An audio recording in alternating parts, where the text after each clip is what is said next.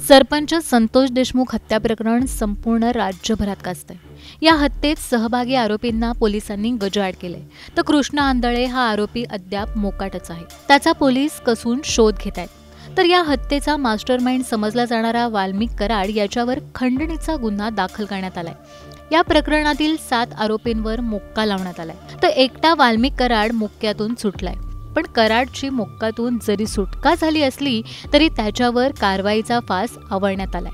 तो कसा ते या व्हिडिओच्या माध्यमातून जाणून घेऊया। त्यासाठी हा व्हिडिओ शेवटपर्यंत पाहत राहा आणि टाइम्स नाव मराठीला फॉलो आणि सबस्क्राइब करायला विसरू नका।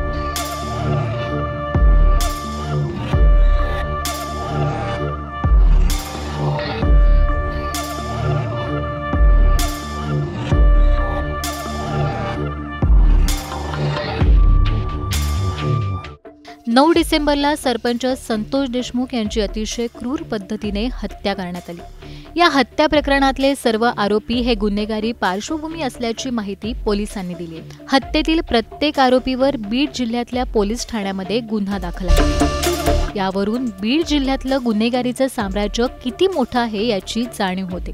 तसंच सोशल मीडियावर याआधी बीडमधल्या गुंडगिरीचे फोटो, व्हिडिओही व्हायरल झाल्याचं दिसून आलंय।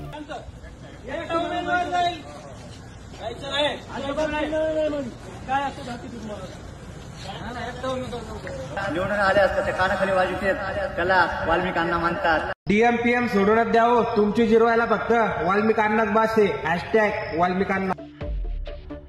संतोष देशमुखांच्या हत्या प्रकरणात आतापर्यंत 8 जणांना अटक करण्यात आली। यातल्या 7 आरोपींवर मोक्का लावण्यात आलाय, पण यातून वगळण्यात आलंय ते फक्त वाल्मिक कराडलाच।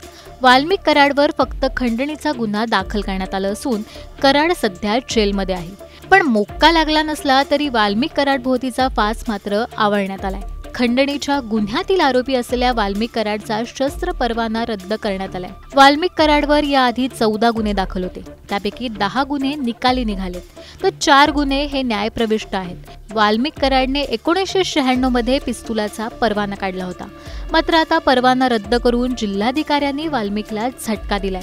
शस्त्र परवाना रद्द केल्यामुळे वाल्मिक कराडच्या अडचणी वाढल्यात असं तुम्हाला वाटतं का? आम्हाला कमेंट करून नक्की सांगा।